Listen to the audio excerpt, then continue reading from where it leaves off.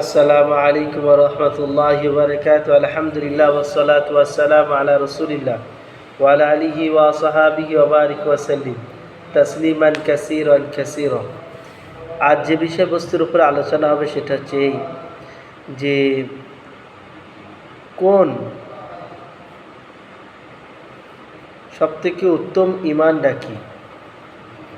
আসল হাদিস থেকে জানি ঈমানের মধ্যে উত্তম ঈমান কি, উত্তম ঈমানের পরিচয় আসল হাদিস থেকে জানি। আর মাস আন্নাহু সাআলা নবী সাল্লাল্লাহু আলাইহি ওয়াসাল্লাম আনা আফজালুল ঈমান ক্বালা আন তুহিব্বা লিল্লাহ ওয়া তুবগিযা লিল্লাহ ওয়া তু'মিলা লিসানাক ফি যিকরিল্লাহ ক্বালা ওয়া মাযা ইয়া রাসূলুল্লাহ ক্বালা আন তুহিব্বা লিন-নাস মা তুহিব্বু লিনাফসিক ওয়া আন তাকরাহা লাহুম মা তাকরাহু লিনাফসিক।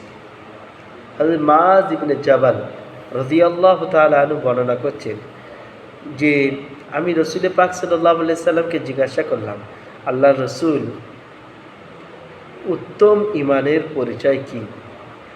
নবী পাক সাল্লাল্লাহু আলাইহি ওয়াসাল্লাম বললেন যে আল্লাহ তাআলাকে সন্তুষ্ট করার জন্য কারোর সাথে মহব্বত করা, কাউকে ভালোবাসা, আল্লাহর মখলুককে ভালোবাসা, আবার আল্লাহ তাআলার সন্তুষ্ট হাসিল করার জন্যে কোনো মখলুকাতের সাথে সম্পর্ক বিচ্ছেদ করা। যেমন উদাহরণ দিয়ে বলি, একজন মানুষ যে শ্রেণীরই হোক, যে ক্যাটাগরিই হোক, যে ধর্মেরই হোক,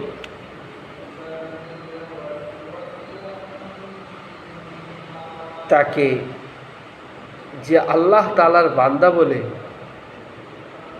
তাকে ভালোবাসা, তাকে ক্ষুধা লাগলে তাকে খেতে দাও, পিপাসা লাগলে পানি পান করাও, এই কাজগুলো যে আপনি করবেন, তাকে টাকার দরকার টাকাতে সাহায্য করো, তার অপারেশনে কেউ ভর্তি আছে, কারোর ওষুধের দরকার, পয়সা নেই, তো এই সমস্ত কাজগুলো যে করবে মালিকের সন্তুষ্ট করার জন্য, আল্লাহকে সন্তুষ্ট করার জন্য আমি তাকে সাহায্য করব। আবার সে যদি খুনোখুনি কাটাকাটির গল্প দেয় তো তার সাথে নাফরাত করব। কিসের জন্য? যে সে আল্লাহ তাআলার মখলুককে কষ্ট দিতে চাচ্ছে, তার সাথে আমার কোনো সম্পর্ক নেই। সে আমার দেশকে ক্ষতি করতে চাচ্ছে, তার সাথে আমার কোনো সম্পর্ক নেই। সে আমার দেশের আইনকে ভালোবাসে না, তার সাথে আমার সম্পর্ক নেই। এটা কিসের জন্য? আল্লাহ তাআলার সন্তুষ্টির জন্য। কাউকে ভালোবাসবো আল্লাহ তাআলার কারণেই, কারোর সাথে সম্পর্ক বিচ্ছেদ করবো সেটাও আল্লাহ তাআলার কারণে।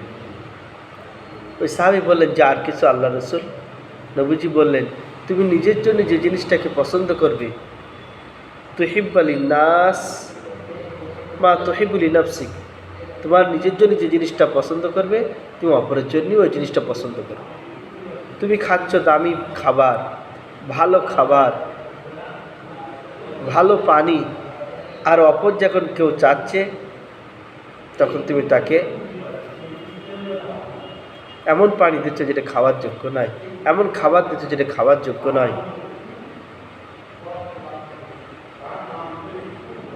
তোমার নিজের যে জিনিসটা অপছন্দ করো, অপরের জন্য ওই জিনিসটাকে অপছন্দ করো। যেরকম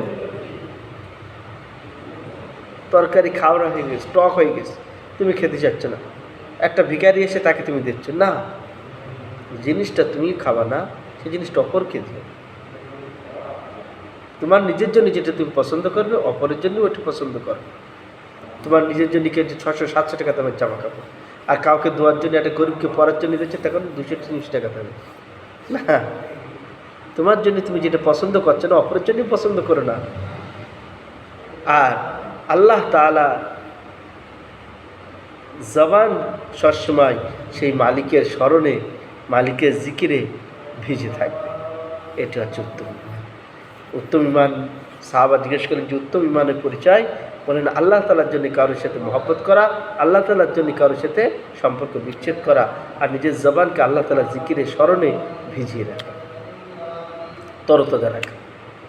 উনি জিজ্ঞাসা করলেন যে আরও কিছু? নবীজি বললেন, হ্যাঁ, তোমার নিজের জন্য যেটা পছন্দ করো অপরের জন্যও পছন্দ করো সেটাই। তোমার নিজের জন্য যেটা অপছন্দ করবো অপরের জন্য ওটা অপছন্দ করো। আল্লাহ তাআলা আমাকে আপনাকে করার তৌফিক দান করে বলুন আমিন।